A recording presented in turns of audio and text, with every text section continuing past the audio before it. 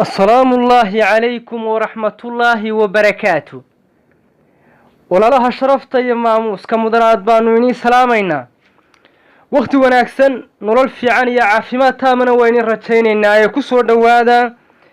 كنال كينا عافيمات كدكترك عافيمات كغويسك وإن إن شاء الله ما أنت كجهل لدونه وحلو يقان بلاك سبوت وبربرت مدو ama dhibcaha madow ee ku samaysan maqaarka guud ahaan gaar ahaan wajiga dhibcaha madow ee wajiga ku samaysma waxa ay runtii waxyeello u geystaan faayaha qofka iyo quruxda qofka iyo markaa nashaadka iyo iftiinka qofka qof kastaaba waxa uu jecel yahay inuu helo waji ismuuda oo ifaya oo qurux badan oo dhalaalaya rag iyo dumarkaynu toonnaba aynu ahaan inta badan dhibcaha madmadoobi infection iyo caabuq aad u duxaya ama ka daadanaya qofka maaha laakiin wajiga ayuunbay waxoogaa foolxumaa ku keenaan maqaarka qofka xanuuno badan baa ku dhaca dhibcaha madmadow inta badan waxa keena fin soo baxay oo si fiican u bogsan waayey iyo waxyaabo noocaas iyo haaraha iyo qofkoo xilliyada qaar jidhkiisu allergic leeyahay oo wax diiday waxyaabahaasaa keena laakiin kama hadlayno xanuunada maqaarka ku dhaca iyagu dheecaanka leh infectionka scabiuska ama eczemaha iyo kuwaas ee runtii ay ka mid yihiin waxyaabahan cambaarta iyo kuwaas qaab waa fungus iyo infection caadi ah oo qaab loo daweeyo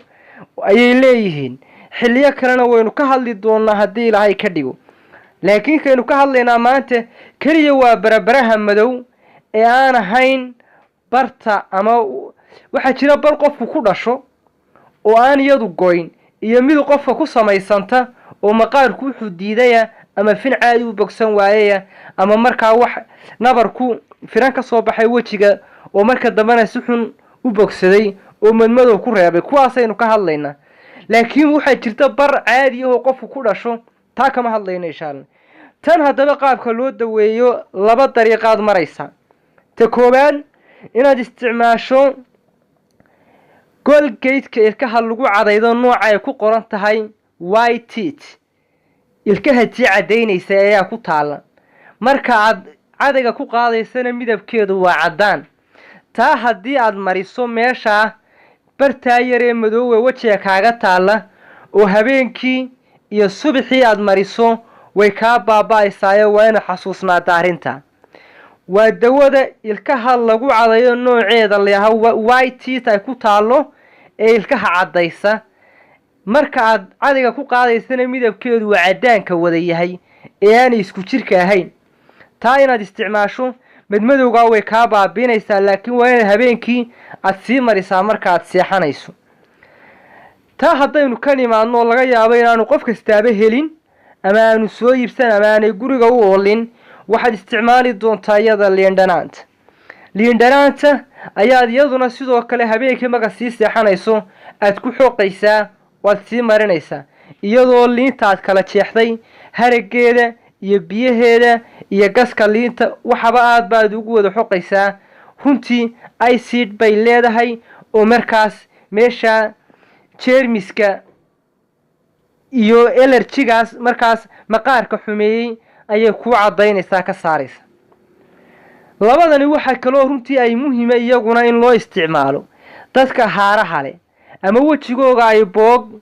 markaas beri hore ama waxyaabo runtii maqaarka qaar baa iska boogaysta gaar ahaan dhinaca haweenka oo wixii xanuun maaha laakiin wajigii bay qayb ka midi gaduudnaanaysaa ama ay midabkii ka bedelmaysaa dadka inta badan allergiga leh ama xasaasiyada qaba ayaa caan ku ah dadkaas indhaha eeriyadooda iyo dhabanada ayay kaga dhacdaan iyadana waxay marsan karaan labadan inay dawada aynu niri white teeth ku qoran ee ilkaha cadaysa ee lagu cadaydo ee marka cadayga saarto midabkeedu cadaan ka yahay inaad marsato talabaad inaad marsato liindhanaanta inaad ku sii xoqdo habeenkii marka seexanayso oo laakiin aanay de mar iyo laba ka noqonaysi constantly aad u isticmaashay ilaa inta waxaan ka baaba'ayso habeenka koobaad hadaad mariso liindhanaanta waxa laga yaabaa isbedel in aanad arag degdega laakiin waqti bay u baahan tahay ugu yaraan usbuuc 2 usbuuc 3 usbuuc waa inaad ku wataa haya sheeta kale aynu niri white teeth ayaa la yiraahdaa waa creamka ilkaha aynu ku cadayno ama aynu ku cadayno isagu uu ka xaqa recovery-ga uu ka badan yahay oo iyada waxa ku jirta markaas substances aad u jaraysa xagga maqaarka laakiin waad ka fogeynaysaa isha iyo agagaarkeeda waad ka fogeyn doontaa hadii ay ka dhig dhabanada iyo meelaha ishu ay ka fog tahay boogaha ku yaala ama nabraha ku yaala ama markaas barbarta madow kaaga taala luqunta dhabanada fooda meelahaas aad insha Allah marin doontaa hadii ay ka dhig waxyeelo ma laha waa organic liin dhanaantu dawada aynu tilmaamnay ilkaha lagu cadeeyano almost ilaa hadda wax mashaakilaad oo maqaarka ay ku abuuraysa oo ilaa hadda dhakhaatiirtu ay record gareeyeen oo waanina haynu ka digi karnaa ma jirto way isticmaali karaa qof intaasu waa labada step ee aad runtii aad kaga gogol xaari karto ama wajigaaga aad ku nadiifin karto waxa kale oo iyadana laga maarmaana haddaad awoodi karto in diirka muuska aad marsatay habeenkii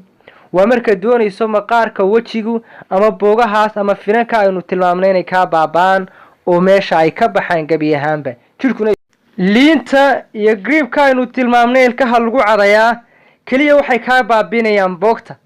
laakiin muuska diirkiisu wuxuu sameeyaa maqaarka inay malaliintii timaado iftiinkiisa iyo sidii qofku inuu dhaashtay oo kale smooth buu ka dhigayaa waxyaabaha inta badan jirfaha iyo waxyaabaha dul saaran ama waxyaabahana waa ka qaadaya waana wax dabiici ah oo natural qofkina inuu markaas wax marsaday ama uu soo dhaashtay oo saliid iyo waxyaabaha qaar uu mariyay u ekaanaysa aad baynu uga daranaynaa guud ahaanba dadkeena gaar ahaan haweenka inta waxyaabo chemical oo wajiga ka dilaya oo hadhowto ka daba imanaya ay sameeyeen lahayn fadlan la si wadaago si share gareey bulshadeena kale. Wassalaamu calaykum waraxmatullaahi wabarakaatuh.